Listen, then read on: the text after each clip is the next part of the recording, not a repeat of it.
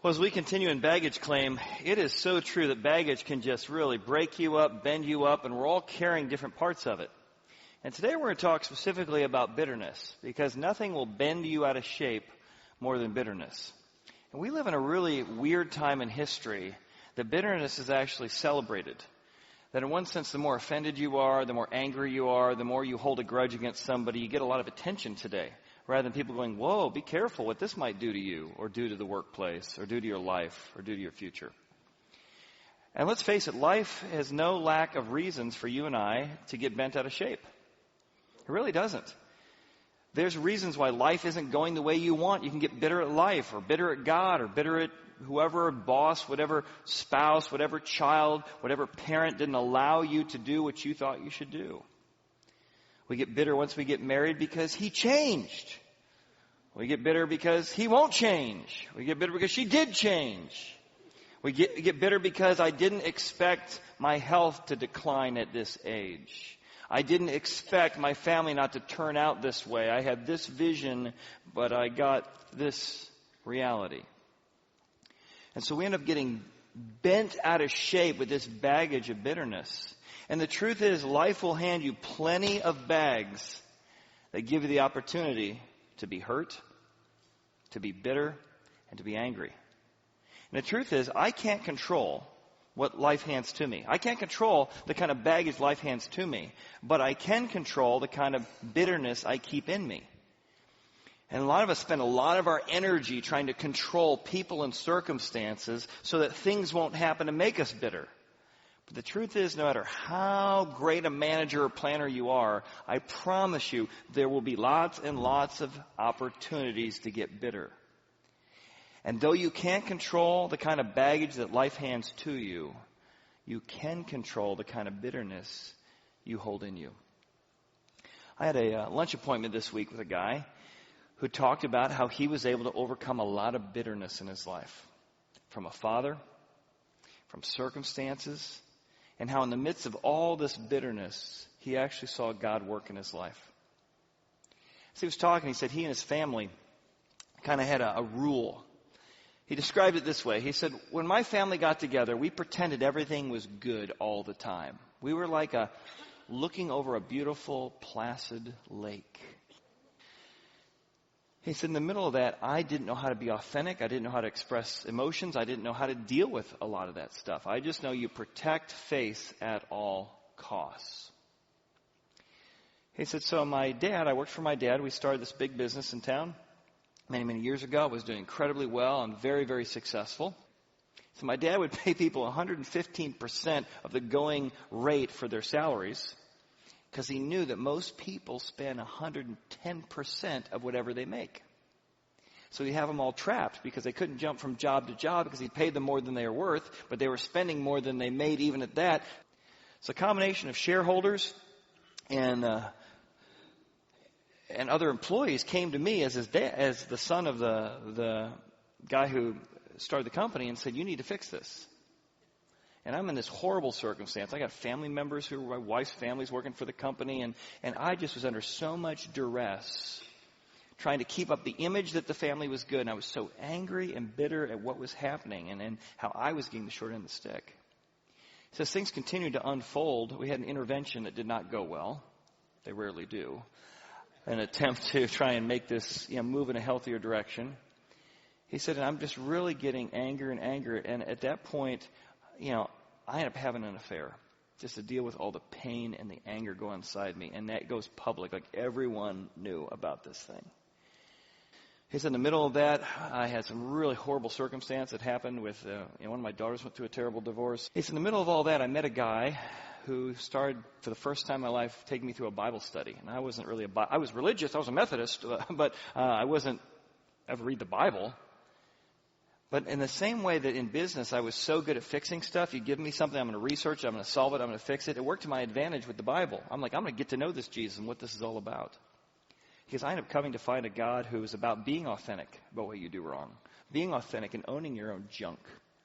And letting go of bitterness and trusting that he was in control. And it began to transform me. He said I began to own what I had done in my marriage. I began to own. And I said, well, how are you not bitter at the fact that your circumstances were such that you got children who are going through difficulty? You grew up with this kind of circumstance?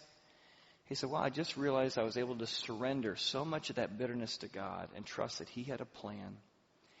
He also said, when you don't live in an insulated life anymore, you find yourself going to doctors all the time to help with your kids, you start realizing that pain and difficulty is more normal than abnormal. And you no longer think that life or God is picking on you as much as you think that maybe, oh my goodness, heavens have opened and there's holy music coming. I knew this was a good story, but I didn't realize it was that good of a story. And he said he was able to let go of the bitterness as he was able to surrender to God in the middle of it. It was really cool. So how do you and I do that? Well, today I want to talk about two people in the Bible who face very, very difficult circumstances of grief and of loss and of challenge. One's name is Naomi, and the other's name is Ruth. And they both make very different decisions on how they're going to control the bitterness that's in them, and yet God works through both of their lives in a pretty powerful way. Let me start with Naomi. From Naomi, this older woman in the Bible, in the book of Ruth, she really falls into bitterness pretty badly because she finds out that when you crawl into your baggage, you become your baggage. When you crawl into your bitterness and you just let it consume you, eventually all you are is that story. All you are is that bitterness. So she crawls into this thing. And I've got a lot of empathy for her, and maybe you will too, because her circumstances are horrible. But in her horrible circumstances, she crawls into her baggage of bitterness and becomes a very bitter person. So from her, we learn three things not to do. Number one, don't nurse it. She and her husband went through a famine. Their business got destroyed. And so they have to leave Bethlehem and they have to move to a foreign country named Moab. They're living during a time when nobody really did what was right. It was called the time of the judges, where everyone did what was right in their own eyes. So she's got very moral ambiguity going on, very difficult time to have anyone tell the truth. She's got a famine that strikes in the land. They've got to move out of town, away from their friends, away from their family. The business fell apart and they got to start a brand new business. When she gets there, they have two sons. She names her sons Mahlon and Chalon, which speak to how she's nursing her bitterness, because her two sons' names are Sickness and Wasting Away. So I'm not just talking about theoretically she's nursing her bitterness. She's named her sons. Have you seen my two boys? Wasting and Sickness. And she's literally nursing them. And their whole life, every time, hey, sickness, time to eat. Ding, ding, ding, ding, ding. She's got this constant reminder that life has been sick to me. And life has wasted me away the way it's treated me. That she nurses. And in the middle of that, things get worse. Now her husband dies. Her boys grow up and they marry two women from the foreign country of Moab named Orpah and Ruth. And then both of her sons die. So if anyone gets a pass on a circumstance to be bitter, it would be Naomi. But her bitterness isn't going to make her any better. And you're going to see that the first thing she does to sort of crawl into her baggage is she's constantly nursing her baggage. She's nursing her bitterness. The second thing, she doesn't just nurse it, she also rehearses it. And this is going to make you angrier and angrier, bitter and more bitter, when you just keep rolling that story around in your head.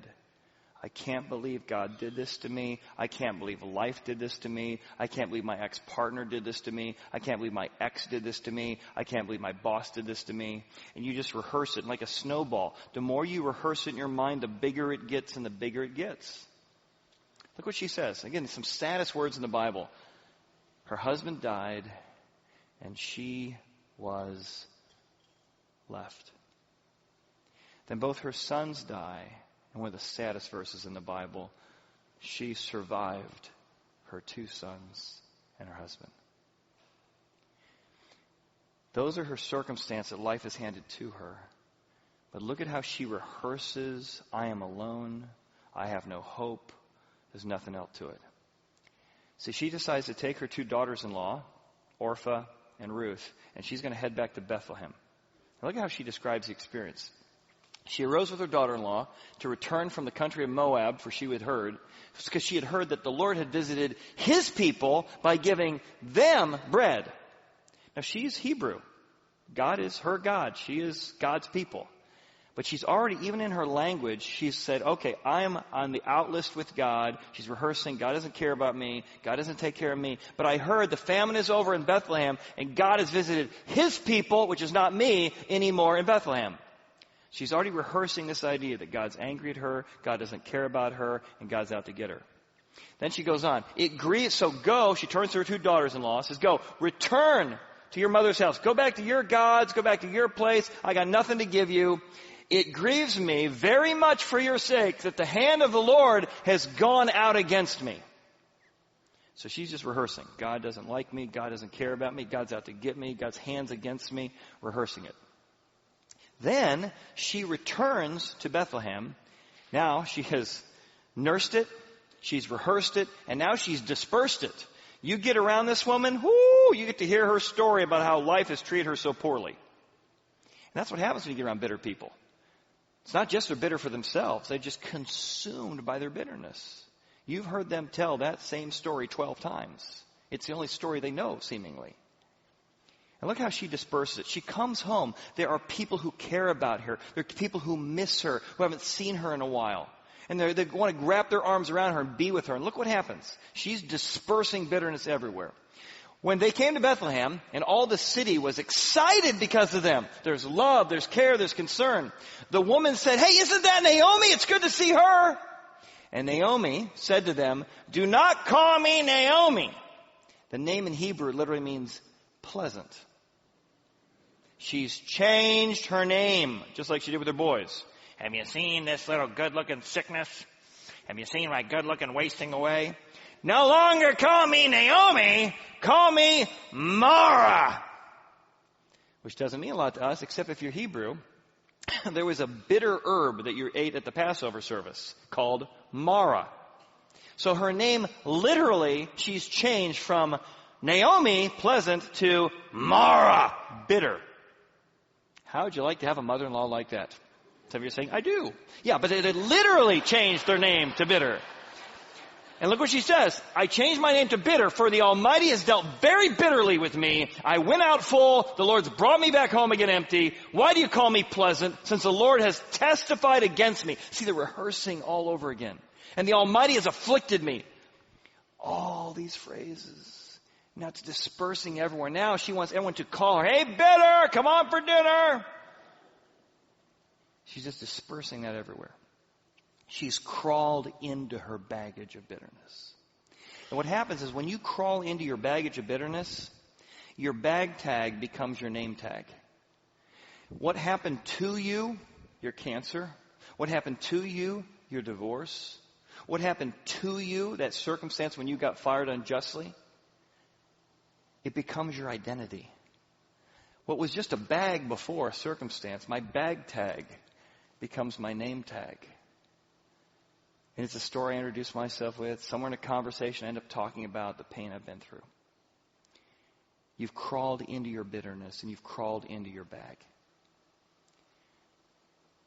It's a story a pastor mentor of mine was telling. He had two mothers who both came to him over the years in a 1 year span, and both had the same problem. They had a husband who was relatively uninvolved in their life and the marriage and their kids' life, and they're both asking for advice. He gave some pastoral advice and some prayers, but ultimately their husbands weren't changing.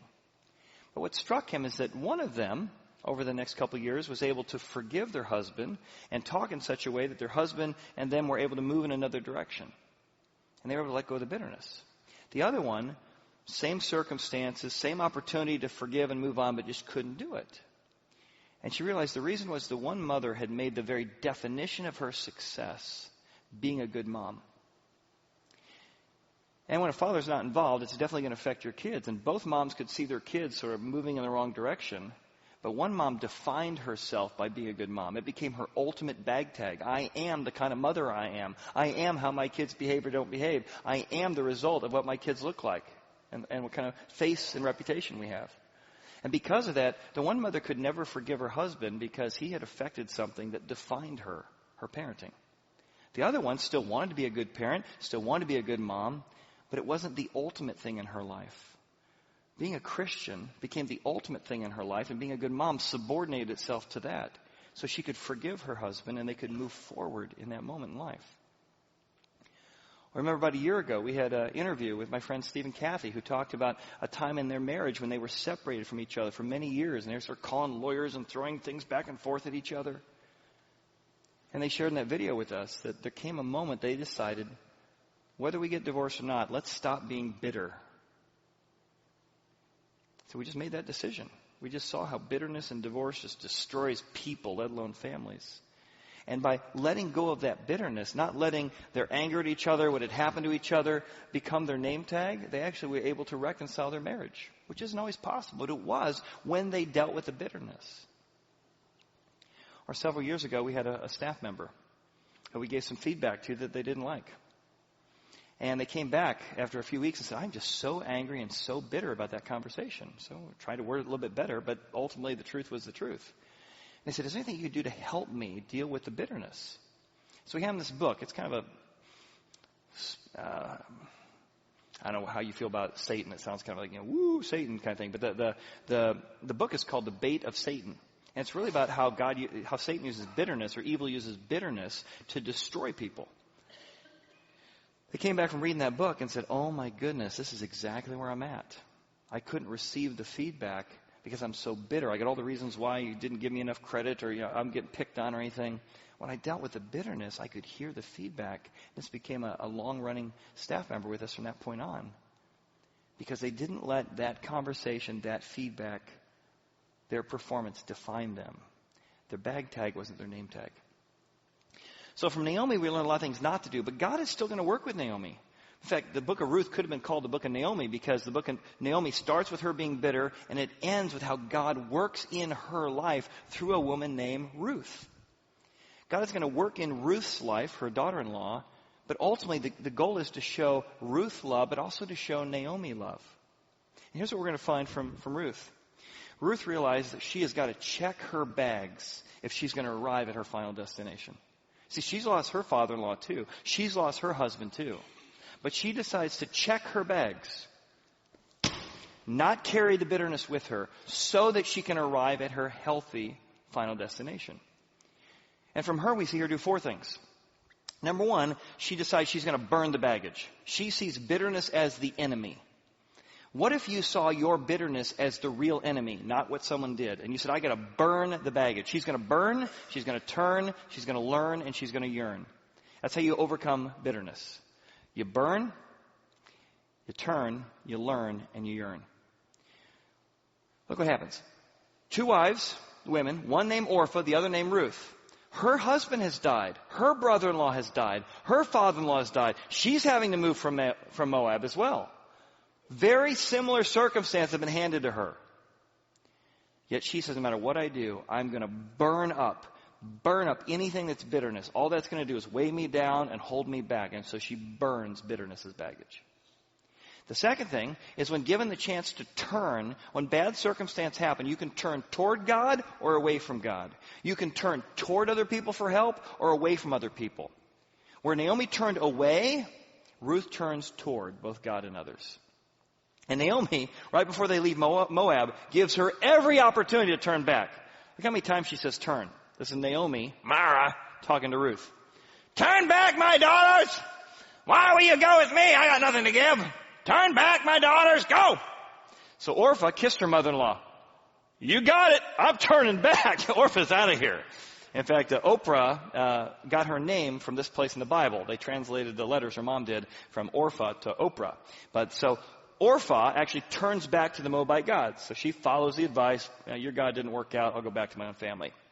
In contrast, Ruth clung to her. Nope, I don't know what's happening. I know it's bad. I'm not turning back. I'm with you. I'm holding on to you. We're going to go through this together. Come on. Even if we don't understand it, let's not let bitterness take over. Let's not turn away from the sources of life or comfort we could have. And again, she tries it. Return just like your sister-in-law did. And Ruth turns to Naomi and says, entreat me not to turn away from you. For where you go, I will go. And your God, the God who let your husband die and your sons die, that's going to be my God. Why? She sees there's something in her God that was even bigger than their circumstances. That Ruth, in the middle of circumstances, was turning toward her God and clinging to other people. You may have heard this verse read at a wedding. It's often read at a wedding. But it's actually a daughter-in-law speaking to a mother-in-law about sticking with her during grieving, difficult times. I went to the ATP about a month ago. While I was there, I traveled in a car with a guy, and he shared with me that he's not really a Bible-believing religious folk, but he's going through a deep time of grief. He had lost his wife of 60 years. He's not even sure how to live without her. As we were talking in the car on the way over to the ATP, I said, well, how are you handling this? He said, well, not great, but I came across a book that's been helpful. So it's a book called Grief Observed by C.S. Lewis.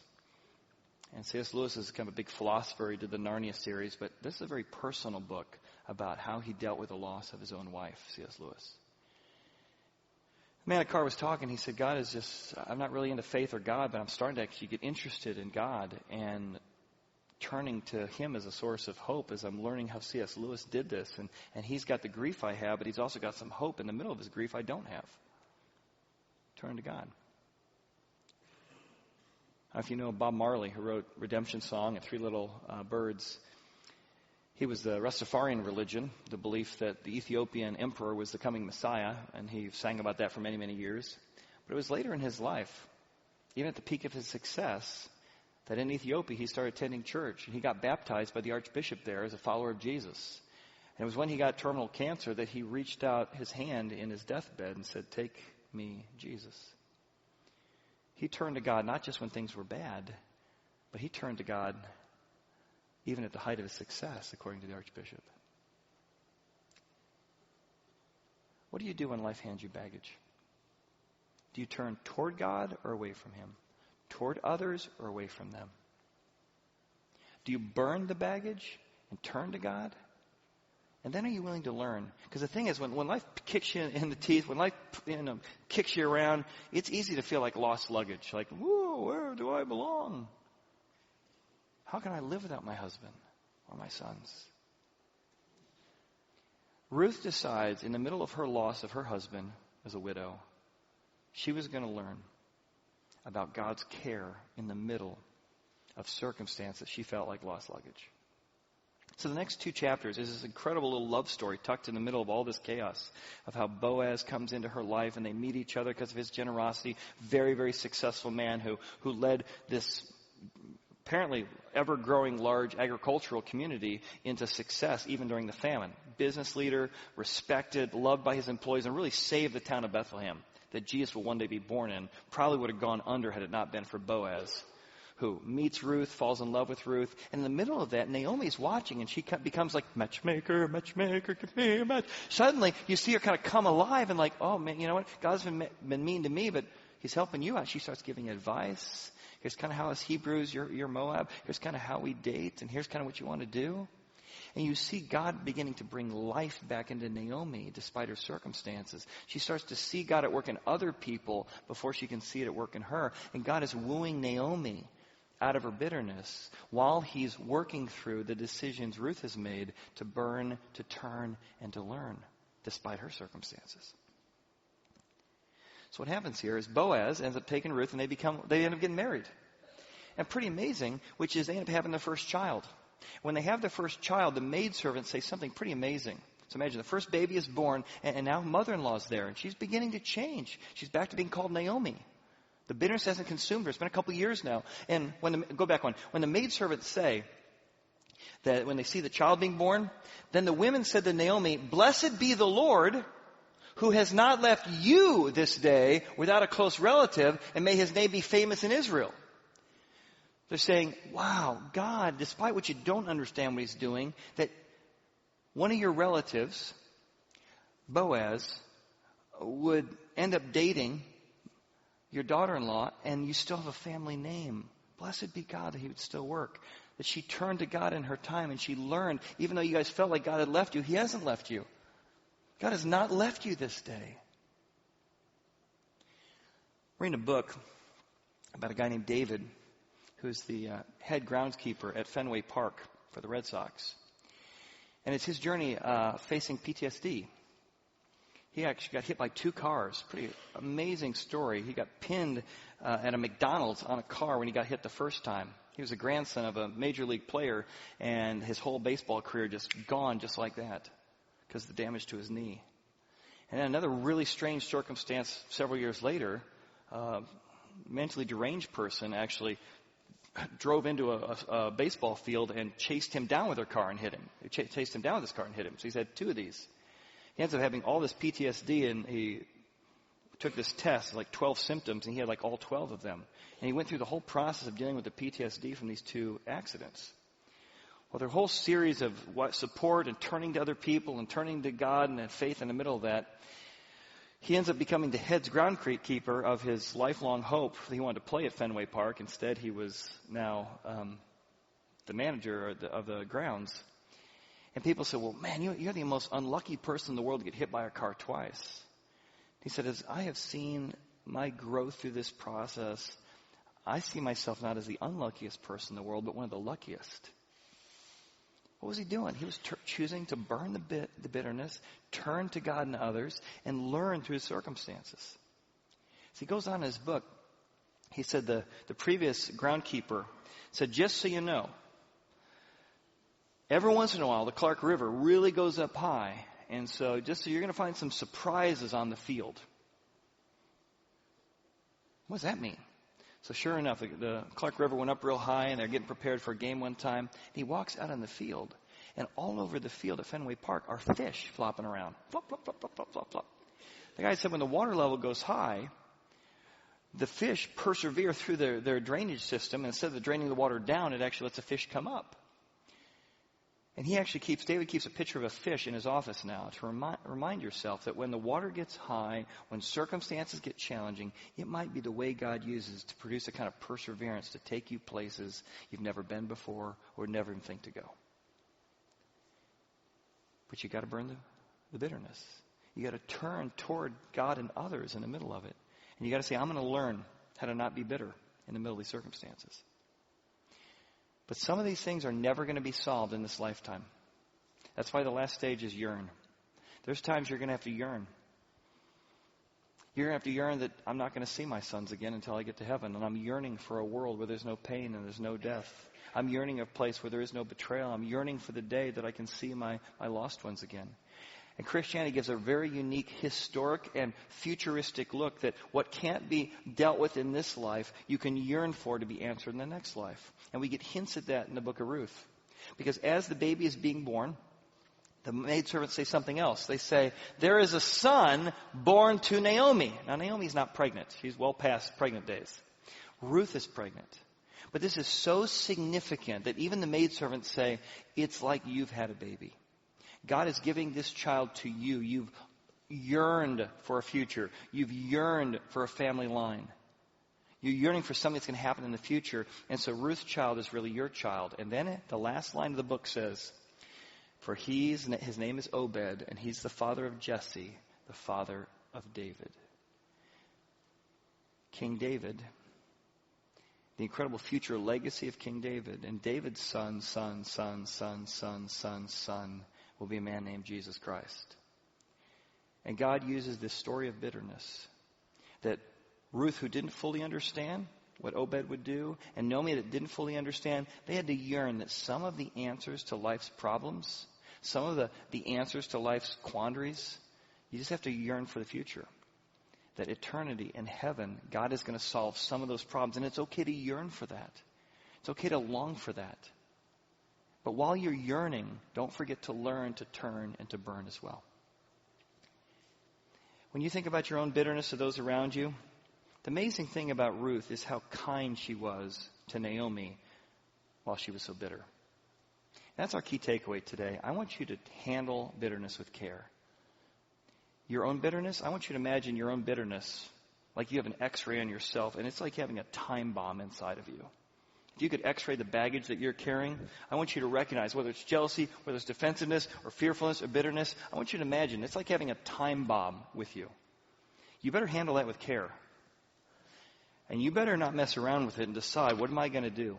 Am I going to get the time bomb out of me before it blows me up and blows my relationship up and blows my company up? Are you going to blow that up? Handle it with care. And if you're dealing with somebody who's had a loss of a job, a loss of an opportunity, a loss of a son, a loss of a husband, handle them with care. They're going to say things that are mean and nasty at times, but let's be comforting and kind and patient. They're like luggage that's been beat up quite a bit. And let's give a double dose of grace, because that's what God did to us. Look how God treated Naomi when she said such nasty things about him. Naomi says nasty things about God. He's empty. He's afflicted me. He's mad at me. And God chooses to use her family to produce the Messiah to forgive the world. God doesn't give up on bitter people. He handles them with extreme love and care.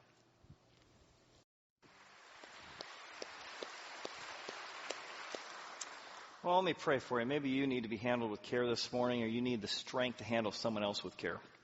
And we need resources beyond ourselves. And I'd like resources from somebody who could handle Naomi in my life. Let's pray. Father, many of us are dealing with challenging circumstances or challenging people who've had challenging circumstances.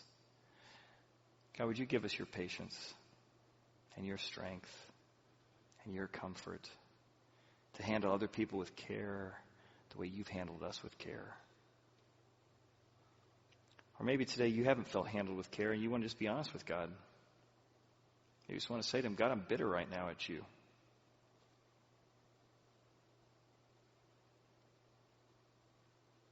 And maybe you want to be open to God saying, even when you're bitter at me, I haven't left you.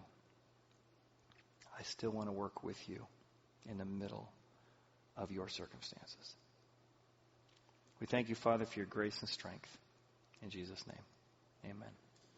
Yeah, before I let you go today, I want to give you a little behind-the-scenes look. One of the things that we love is when you have a service like this that impacts you, you might say, hey, I want to go and share this with somebody else.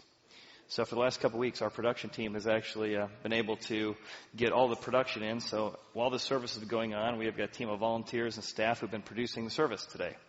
And they are preparing in advance for our live stream and those things. And so if you feel like, hey, I want and I'm excited about taking services like this and being able to watch it on my phone or send it to a friend, maybe you want to volunteer, be part of our production team as we're building the teams of volunteer and staff right now. Maybe you're excited about, well, last year we've been talking about this. I gave some money to this. When's it happening? It's underway right now. We got the last beta version of the app came out last week. We're about to go live on that. It's going to allow you to watch the services on your phone, email from your phone, archive messages by title. All of that stuff is rolling out here between now and the end of the year in a very exciting way. So thank you for all of your serving. Thank you for all your giving. And hopefully there's going to be new tools you can use for yourself and for your friends to really help them find a God who helps us get released from bitterness or anger or jealousy in our own lives. And if you haven't given to be part of that, and you feel like, oh my goodness, I'd love to be part of that. As the system gets fully online, we're going to move over to building another room for more space because we filled up our 10 o'clock and our 8:50 service, and there's still opportunities to give to be part of that final finishing decisions we make there. So again, thank you for all your generosity. It's a very exciting time here at Horizon, and we're excited that these new tools will really help more people, your friends, and you can watch services even when you're out of town. So thanks for being here today. We'll see you next week as we continue in baggage claim. Thanks.